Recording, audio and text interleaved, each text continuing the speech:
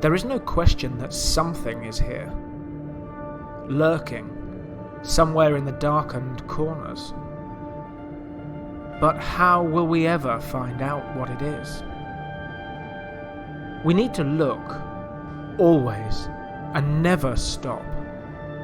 No matter what stands in our way, no matter what others may think.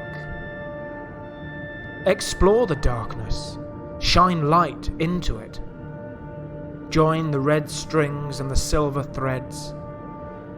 Everything is connected, somehow. I am Mark L. Watson. This is Peer Beyond the Veil. Every day is a learning process when it comes to what I'm experiencing, and that's why the more I delve in, the more I experience it, because I consider these abilities like a spiritual muscle, and the more you flex it and work it out, you'll harness that abilities to get it to its best capability to help and use during cases and have a broader sense of spirituality as a whole.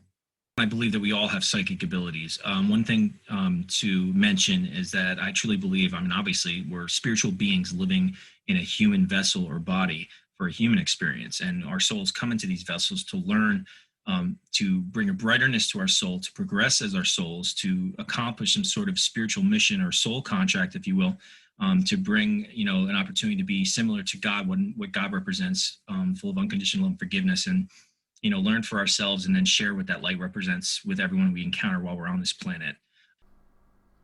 Many of us, certainly here in the world of the paranormal and the spiritual, have our preconceptions and assumptions about the realm that exists beyond our own. We watch TV shows, study photos and videos, listen to podcasts, and hear the stories of spirits and their interactions with the living. There are ways to communicate, ways to record their communications with us, and more documented accounts than any one person could ever uncover by themselves. Most of us have to trust in these methods to elicit some open line of dialogue with whatever it is that hides beyond. We have no way to prove that which comes through on a spirit box or a spirit board, or the shadowy figure caught on a night vision camera, is indeed proof of the dead, or of an angel, a demon, or an elemental. But there are some who have the ability to take things a little further. Some of us are born with abilities, and whilst it's argued that those abilities lay dormant in all of us, it is those people who can talk with more freedom and clarity to the floating souls of the beyond, the spirits of the deceased, the light and the dark, and the energies of the earth itself. And with such clarity of vision comes a choice. If the spirits of the beyond can come to you freely and you accept them, then you become a beacon, a transmitter, a medium.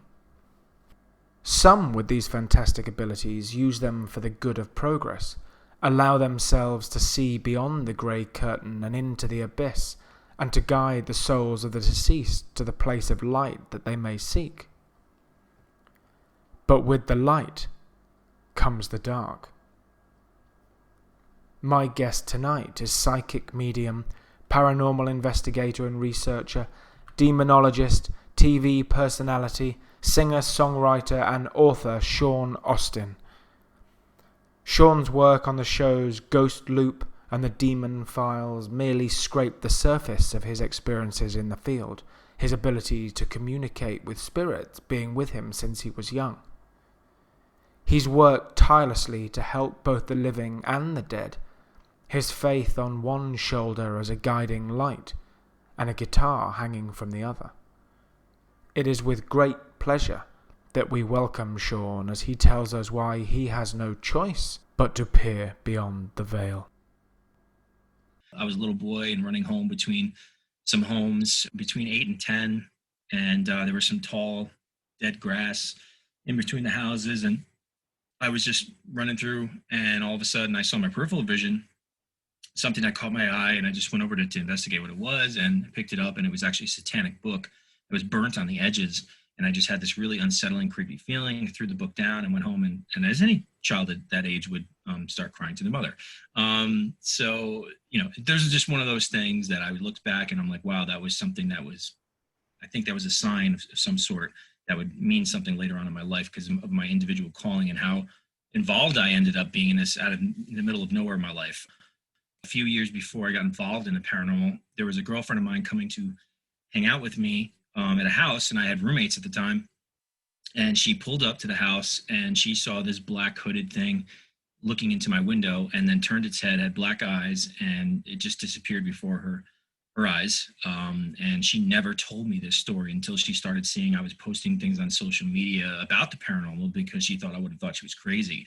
And she said it was the most terrifying thing she ever had seen, which is to me another foreboding, if you will, that these dark entities knew that I'd be getting involved and going up against them to whatever level I'm meant to do.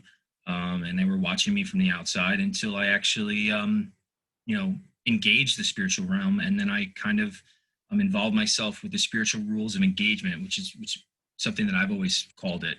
And it's like, once you actually engage these things and step in the way of evil, you actually make yourself an adversary to the enemy of man, and that's the devil, and you got to be prepared for that. And that's where it's taken me, down this road of dealing with dark, malicious, malevolent spirits and helping people, but not only people, but also spirits, actually ghosts that are earthbound, that need some sort of direct acknowledgement or incentive to let them know that it's okay to let go of whatever they went through in their life and to be with their loved ones and go towards the light, for whatever the reason why they're sticking around. And this has been kind of like a recurring theme since I've gotten involved, and has pushed me and pulled me towards this corner where I am in this present day. Do you ever find, now that you're on the battlefield and you've come toe to toe with, the array of energies that you do, that you're unable to fade it out? Does it ever invade in your day-to-day life in a way that, not that you wish it didn't, but that, you're involved, you're knee deep in this, whether you like it or not? I mean, like when I really started to have medium abilities, like it definitely had a few moments where I'm like, oh my gosh, like I could see where people would be frightened to think that they're going crazy, because it's just like a veil was lifted within me, and I just started hearing words, thoughts that are not mine. They just kind of pass by me. They're like text messages to my head. Most of the time, they're not like me speaking to you. Sometimes they do, and I actually can hear them speak, and it's kind of like an echo, as if I'm underwater, because that's what they're telepathically projecting, and I'm kind of like a receptor or an antenna that's picking up on their spiritual airwaves. But I've gotten used to it a lot now. But yeah, I mean, wherever I go, I mean, you have spirits saying things to you. They might be trying to warn you about something, or telling you something that's about to come, or something about somebody. And it's, it's frustrating too, because you really don't know. You hear names all the time, and you don't know who these names are perceived to or have something to do with. And, you kind of just collectively I listen. And then like sometimes I pick up connections and I realize, okay, that's why I was hearing this or feeling this. And I was being shown this by spirits, because that's really what the mediumship is about. It's like this connection between, the dead and myself, is that, or like, guardian angels or spirit guides that are watching over me and trying to guide me or warn me and things like that. So, I mean, it definitely can be overwhelming. I experience something paranormal every single day of my life because of these abilities, but I don't take it back.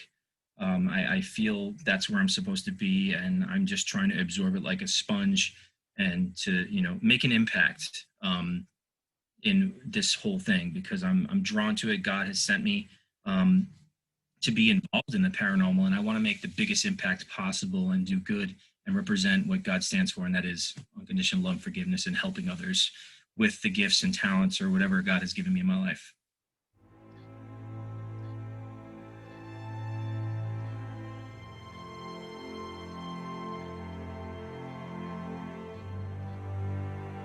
And I always kind of just wondered about God. I feel like I had conversations like as a young kid and like going through some tough times myself, and I just look up and things like that. When you actually have these true, genuine paranormal experiences, and having validity to your faith because of those experiences, and I've had them. It's the difference between believing in God and now knowing that God exists, knowing that there are angels, knowing that there's demons. It's because my religious faith protects me from evil spirits. I've witnessed firsthand legitimate, true demonic things come at me and back away because of my faith. There's a story that I wrote about that's coming out in my second book. It should be out around Halloween, about a girl who was possessed and she was pregnant. And I tried to help this girl, and I went through a harrowing, just terrible, insane experience because no one wanted to touch this case with a 10-foot pole. And I was right before I got involved in demonology, where Ralph Sarchi ended up being my mentor in demonology. And I had nowhere to turn, but I was going to people, and they'd give me advice. But when you get emotionally involved with trying to help someone, you feel guilty, like leaving them behind. And I did everything in my power to help this girl. And through that process, I had some of the most amazing, crazy, just off the charts, Hollywood level, demonic things happen. And it's crazy. But I'll just give you an example. She'd be on the phone with me, and she's in another state. I'm not even in the same state as this girl, and I'm having activity, and I'm being attacked, even in my room, states away, by praying to her over the phone. I hear laughing over the phone. I all of a sudden have 13 scratches show up on my arm. Or like one time I have a recording of her, and she talks like a man, and goes, "Sean, she's mine." Something you just think of right out of a freaking movie. And it sounds like there's more than one voice there. I have the recording. And, I had a crucifix about 6 inches or so. And I put it right up to the phone. She can't even hear me on the phone. Hissed at me right when the cross touched the phone. And to me, it was one of those defining moments. Chills to the bone, just like, holy crap. And this girl's speaking English backwards. I put wordings backwards to understand what she was saying. This was legit. And that cross situation is just one of those things. Why would that thing hiss at me like that? And it's just like, that's bringing my faith now with experiences like that. And it's not the only one throughout my journey in the paranormal that has taken my faith to an unchartable level where I hold that. And, I wear this Blessed St. Michael pendant everywhere I go. It mentions this pendant almost all the time, saying that I'm protected, to some degree because of that. And that's why I don't mess around. I know how these things work, and I try to, produce and create fear within the individual to get what they want. Because if you fear them, then you actually undermine God's protection to, for them to back away from you. I always make the comparison to a vampire movie. You put a cross up to a vampire, they recoil for about a moment, and they start laughing. And what do they say? You got to have faith. And it's the same exact thing. I could wear blessed medals all over the place and have a water gun filled with holy water. But if you don't believe in that shit that can actually protect you, then it's not going to do anything. And they know that, and they'll use that against you. The power of the light of God, framed in a Christian sense, has long been the greatest weapon against the invasive darkness of the netherworld. Exorcism, in the terms we often refer to it now, is referred to in the Bible, certainly in the New Testament, and according to some interpretations, the Old Testament too.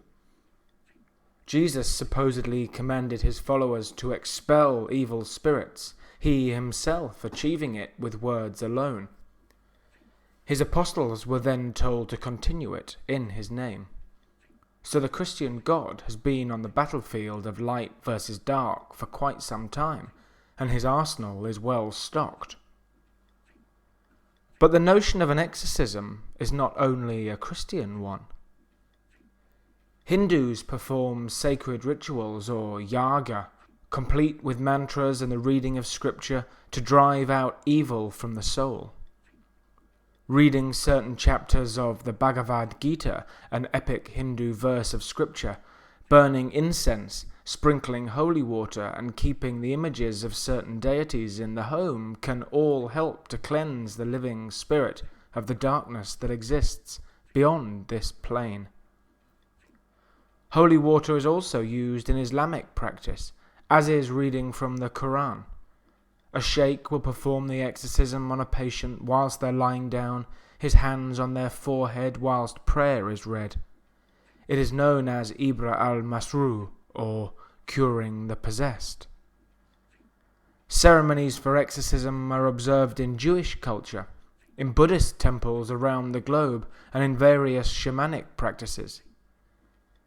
In only January of this year, 7 people were killed and later 10 arrested after a mass exorcism of the Ngabe-Bugle tribal community in Panama.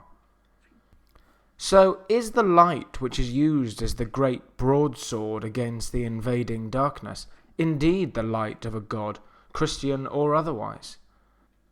There are numerous accounts of truly plagued and possessed souls being cleansed and cured after these ceremonies, so the power of the exorcism is there to see.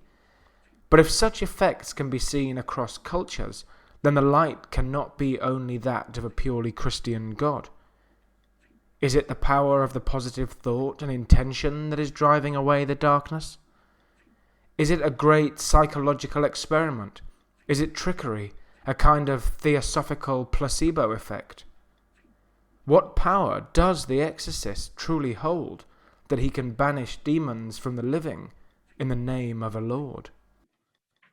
Well, like I said, I was mentioned before, number one, your intent. Your intent is such a profound, energetic source that portrays, that's involved with this whole thing when it comes to spirituality and the paranormal and how you engage these spirits. And if you're trying to help somebody, that's number one. Now, believing in a high power means you do believe in God. And again, you're talking about, I don't judge anyone who has a different belief system than I do.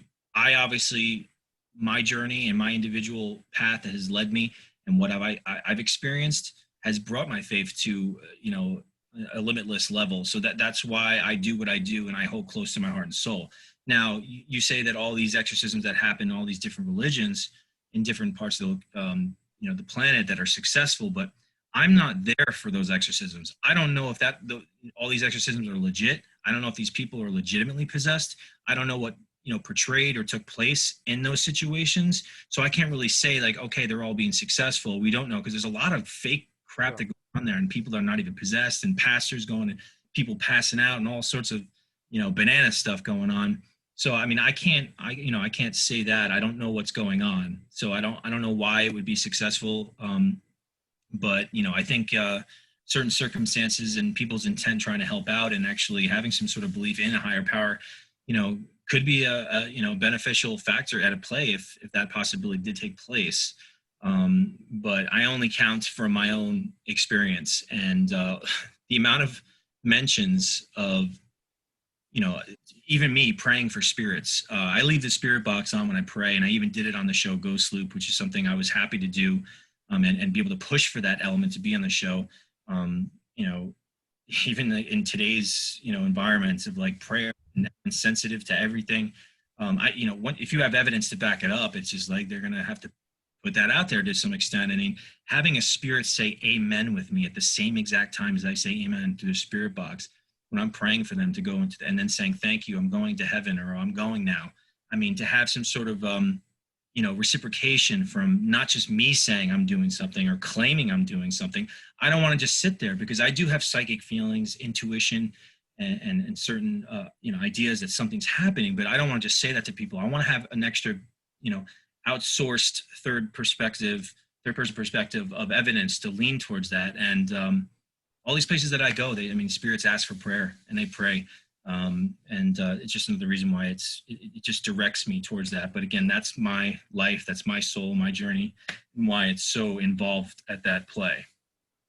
And certainly for TV as well, which I know can be fabricated, can be put together and edited in a certain way. But I watched all of Ghost Loop, and for a viewer's benefit through a TV, to hearing you say, oh well, I'm feeling this and I'm feeling that. Well, personally as a viewer, I believe you, but to have I think it's important to have evidence to back it up. Like for instance, like if you look at one of the episodes about the tall man, which is one of the episodes in Texas, and I had this thing visit me in my hotel room. It was a huge tall shadow, and something whispered and told me it was the tall man. And then all of a sudden, we were in the car, and that whole ordeal did happen. Actually, it was one of the camera girls who was driving us to the property, and obviously they want to piece it together and it's cohesive, like we were driving, but it did take place. It actually took place, and the tire flew off. And we had people look up to the car, and I don't know anything about cars, but they're saying that the tire shouldn't have came off because there were still enough lugs that it should have stayed on there. And, we did a spirit box session. I'm like, is this the tall man? It goes, yes. And it's just like I go and interview with the lady at the house who I've never interviewed or talked to before. And she explains that this shadow gets as tall as the ceiling sometimes. So when you have things that I'm not aware of connecting to my psychic abilities and things saying, oh, yes, I'm the tall man throughout the whole process, that to me is giving evidence of, that's what I want. I want validation of my abilities for me as a, individually. So, I mean, even before Ghost Loop, like praying for the spirits, I've been live streaming on Periscope. It's a platform that Twitter owns. And I've been doing it now for 5 years. And I've been doing what I did on that show plenty, dozens, probably hundreds of times in front of thousands of people with no TV editing in my favor. Actually, my first book, there's a big chunk of my book where there are witnesses to the things that happened to me on these places that I've gone, these experiences that I've had. And I like having that back up. And there was actually people that were even claiming on Twitter during Ghost Loop, like, oh, I've never seen somebody get so many responses in the spirit box. I'm like, watch my Periscope. I do it live. I don't have TV editing in my favor. And I have all these people. I mean, there's a video on my YouTube page. It's youtube.com/Sean Austin's Music, SeanAustins music. And a year and a half before Ghost Loop was greenlit, it was the day after I interviewed for the show, for the concept, because it wasn't my concept. And I was in a cemetery live streaming in front of about 1,000 people. And this cemetery, it's I wrote about my first book. It's super haunted. My grandparents are actually buried there. I've had so many paranormal experiences. And all of a sudden, my grandparents are referencing, I'm his grandpa, constantly. And it never really has happened like that. And I've been there so many times. I'm like, what do they want? And then this voice comes to the spirit box and it goes, they want to talk. I'm like, they want to talk about what? And it goes, new series, TV, next year, Ghost Loop, 5 of you leave, in front of everyone. And I couldn't say anything. And everyone on the chat's going, do you have a TV show? Couldn't say anything until a year later, until finally the show was coming out, and I put it on my YouTube page and you can watch it for yourself. And that was live.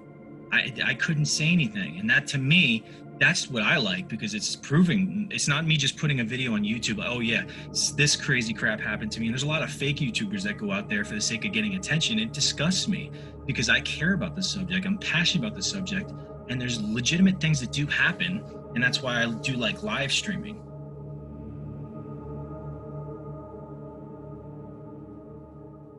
There's also a legitimate cause to advance our knowledge as a species, to move this forward. There's something there, and we need to be, me, you, and all the rest of them, we need to be doing this. We need to be asking the questions, and we need to be putting the focus in the right places so that we can, as a people, move forward with, spiritual understanding, scientific understanding.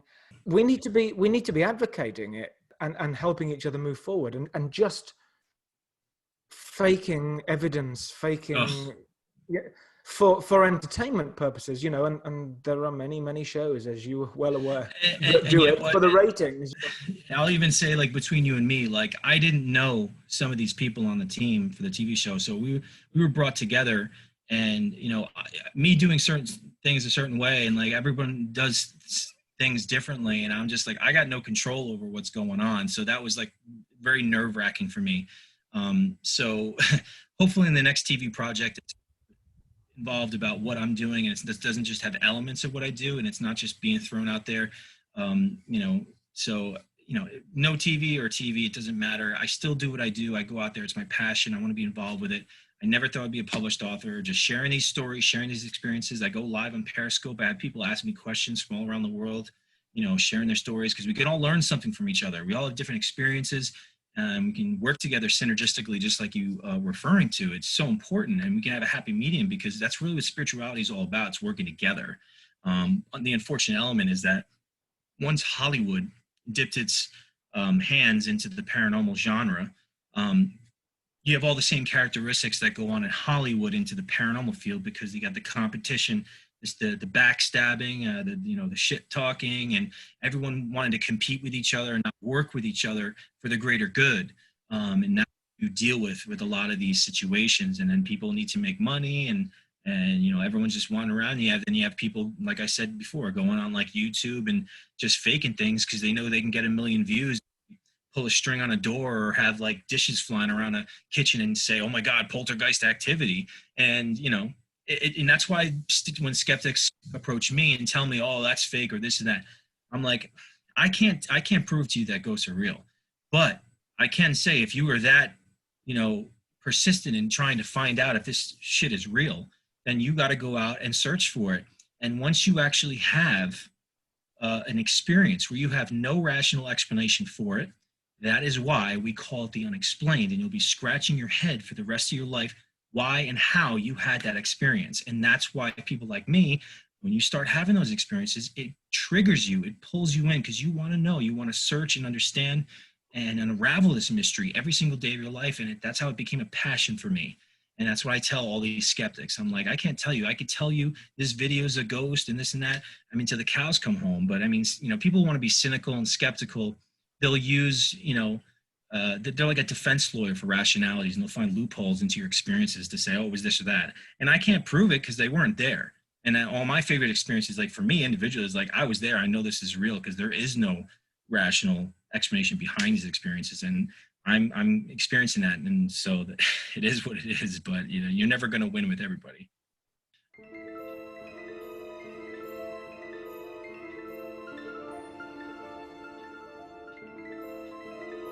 I'm going to give you an example that I put in my book as well, which is one of those really pleasurable experiences. It's one of those, the same exact thing. So I had just got involved in the paranormal, and I went over to my cousin's house, and it was my cousin's daughter's birthday party, and she had Hello Kitty toys all over the place. There were about 9 or 10 of us in the living room in a circle, and she was asking, what's going on with these ghosts? Grandma and grandpa are here. I'm like, you know what? Like right as we said that, the light above us flickered, and I'm like, that was a little weird. And she's like, you really think maybe that was them? I'm like, I don't know. And there was a Hello Kitty car about this big on its side, about maybe 2 feet away from my leg, and it just goes next to me, and it just kind of popped in my head. I'm like, did you see that? I'm like, I'm playing with that, and nobody was around, you know, playing with it. So I put it on its all 4 wheels, and I'm like, Grandma, Grandpa, if that's you, can you move it towards your granddaughter next to me? And it went right up to her leg. So everyone's, you know, everyone's like, oh, what happened over there, this and that. And like one of my cousin's husbands, really skeptical. Oh, come on, you know, that's just by chance, this and that. So then she's sitting to the left of me, and my other cousin, who's her sister, is over on the other side of the left corner. So we ask again, Grandma, Grandpa, if that's really you, can you back up the car and aim it towards your other granddaughter, which is her sister, all the way there? The car backed up and did a 3-point U-turn and aimed right towards Lisa, and everyone's screaming in the room, like, what the hell? So the skeptical husband's like, oh, come on, where's the remote control? And they found it's on the couch, still in the plastic, and no batteries. So then we asked one more time.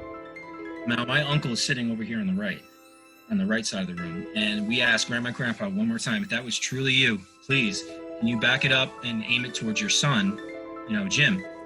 All of a sudden, everyone is screaming in the room, and the car backed up and aimed right towards my uncle. And my uncle's like, I need another drink, and got up to the kitchen and got another drink. And my skeptical cousin's husband sat there, was like, I don't even know what to say. I don't even know what to say. And that's my point. So something like that, when you can't come up with an answer for something like that. In numerical order, that car went into exactly who we wanted to out of like 9 or 10 people. And we're watching the remote control, and no one's controlling this thing. That is what I'm talking about. Something like that, to that level, there's no way they could sit there and say, oh, it's this or it's that, or you know what I mean? So it really is dependent on the type of experience that would go on, where they could discount probably most things. But if it's something like that, then you know, go ahead, try to debunk it, because there's no way. You ever had anything you can't clear? I don't mean that a soul you can't move on, but an attachment. Have you ever brought anything home that you can't shift? I mean, there's things that follow me home all the time. I do think that there's a bunch of spirits that follow me around as a whole. And it's kind of interesting, I think, because of the level of respect that I typically and have shown spirits.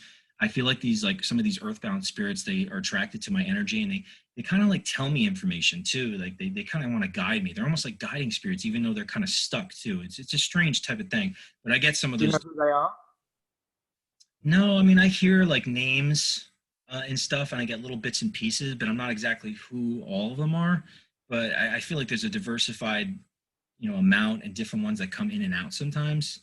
It's a little bit of a mystery, but some of the names, it's just like, I know you follow me. I hear your name all the time, but you get those dark, evil things coming in and out. There's a guy who's really relentless, really pissed off, wants revenge. My book, and I crossed over, I believe, 2 women that he had actually killed and raped when he was alive, and he had them trapped. And I wrote about this story. And to this day, he's telling me he's pissed off and how I took these women away from him. So he kind of references, and he'll stick around. He's probably been the most relentless spirit that I've ever encountered. It's just crazy. Everywhere I go, he somehow references.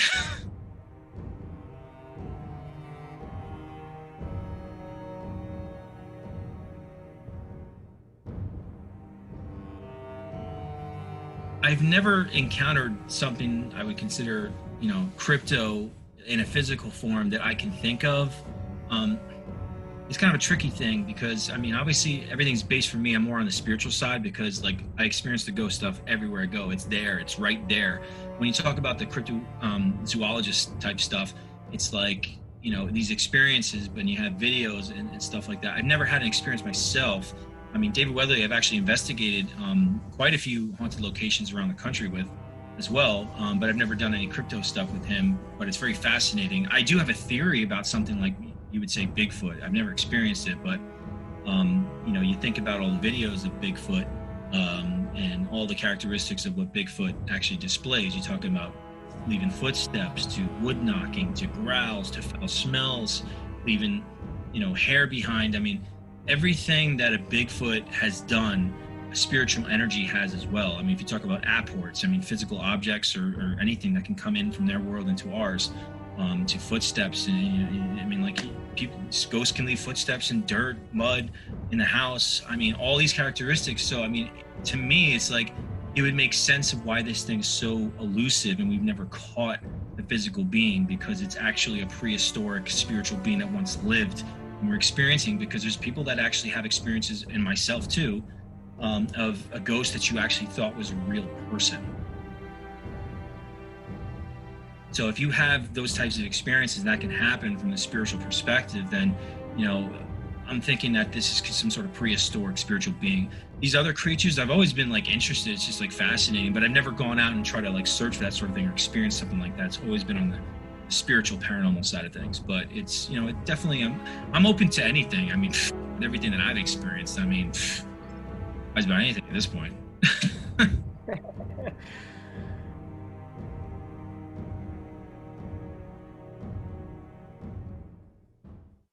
So, dude, I've watched certainly all of Ghost Loop, some of the Demon Files. You seem to always be Mr. Cool, in the sense that you don't seem to be able to be shaken, shook in any situation.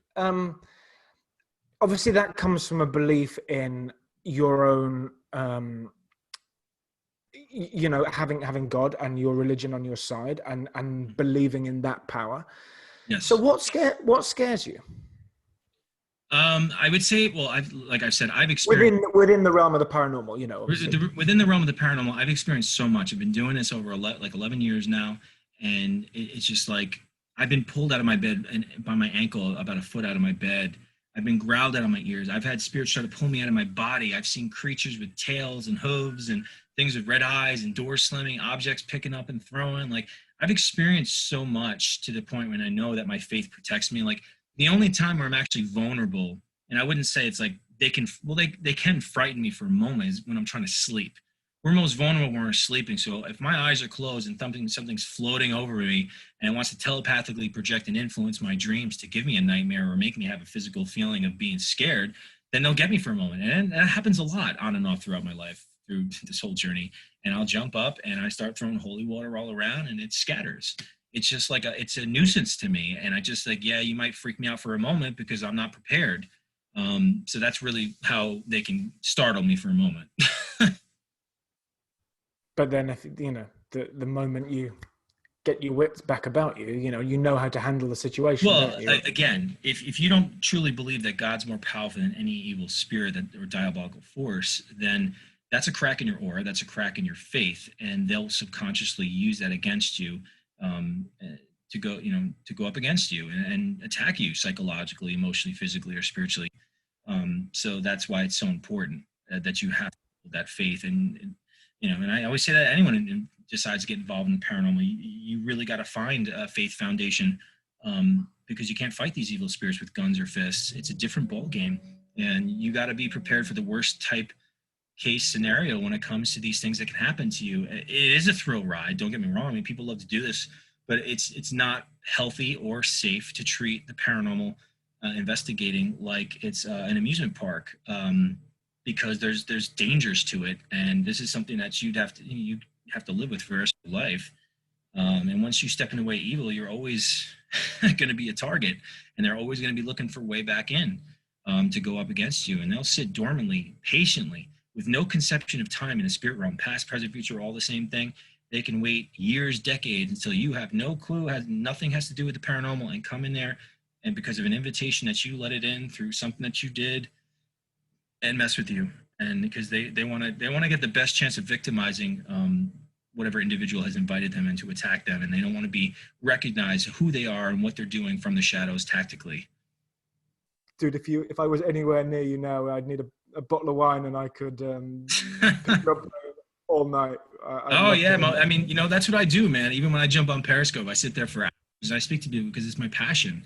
So I can go on and on and on, because I've had so many experiences, and it's so great and nice to be around people who are like-minded and interested as well, because we can all have so many open, deep discussions about, spirituality and like things that people have had gone on. And it's just, we're always keep learning, but I'm appreciative and humbled to have these spiritual experiences, and I know it's for a reason. I just want to make sure that I make an impact with it, not just for selfish reasons, but spreading it throughout the world and leaving my mark.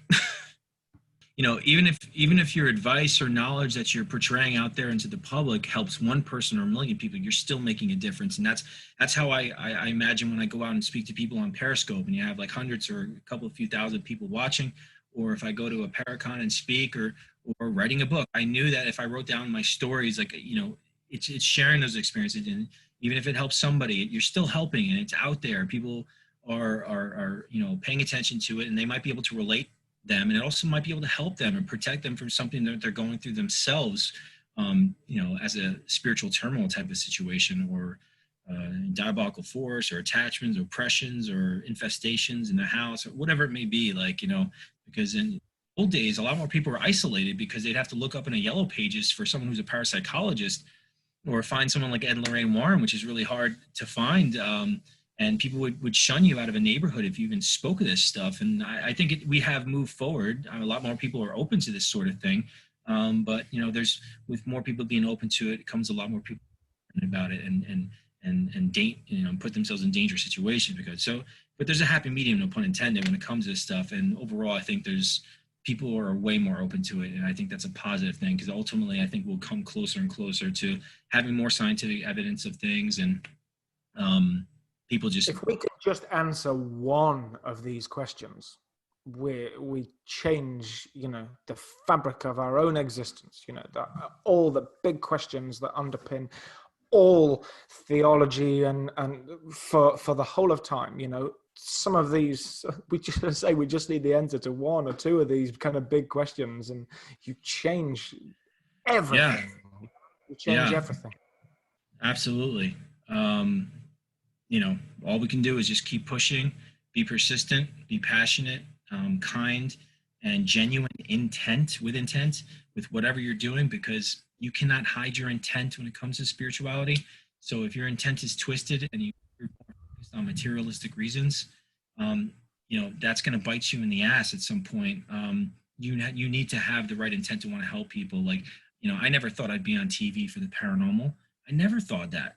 I mean, when I first started doing it, I tried to prove to a friend who was a skeptic that ghosts are real. And I got my first EVP in a graveyard. And I was just like, oh my gosh, this shit is real. And I was freaked out, but I was exhilarated and full of excitement, to the point where I'm like, all right, I found a buddy of mine, and I just started going to cemeteries and just recording audio, getting EVPs, intelligent responses, and then things happen. I'm seeing shit, shadows and stuff. And I never filmed anything. I just went out there for the experience because I'm like, oh my God, it's just like, this is amazing. Like there is something after death. And I'm having these experiences. And, you know. Is that when you first started becoming more aware that you had the Yeah. extra kind of vision? Yeah. So I was doing that. And then, you know, someone brought me on a podcast randomly. And then they said that, you know, you sound like you have a calling to be a demonologist. It seemed like it was there from the beginning. They were talking about it. It seemed like that's really what it was. I was geared towards having to deal with these evil things, but you know, I'm articulate. It's my passion. I get right into it, and I delve really deep and into how these happen, and I'm learning through every single experience that I've had up until this point and every day forward from now. I mean, and whatever I have, I can help with any soul that I come in contact that's either living or dead.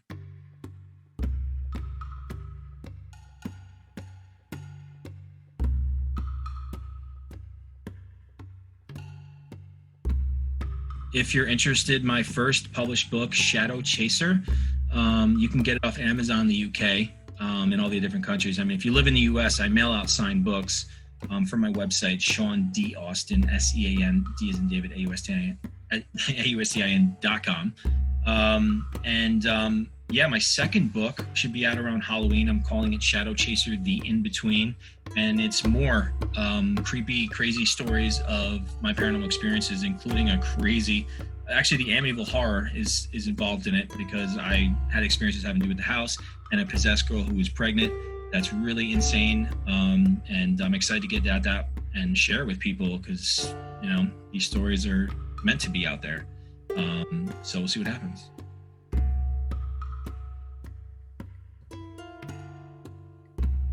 Sean, man, thanks so much for taking the time out of your day or evening to come and talk with us.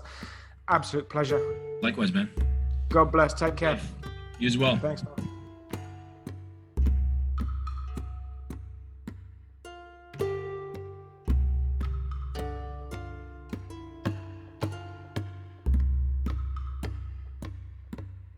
Peer Beyond the Veil has been written and presented by myself, Mark Watson. Music and soundtracks are credited and licensed to Purple Planet and to Kevin MacLeod, licensed under Creative Commons. All rights are reserved by our parent company, MLW Publishing. You can follow us at facebook.com/Peer Beyond the Veil or on Twitter at Peer Beyond the Veil or at Peer Beyond 2020. Please click the like and subscribe buttons when you see them, most importantly wherever you listen to your podcasts. It helps us to attract the attention we need to keep the show going, to get the guests that you all want to hear from, and to help more and more people peer beyond the veil.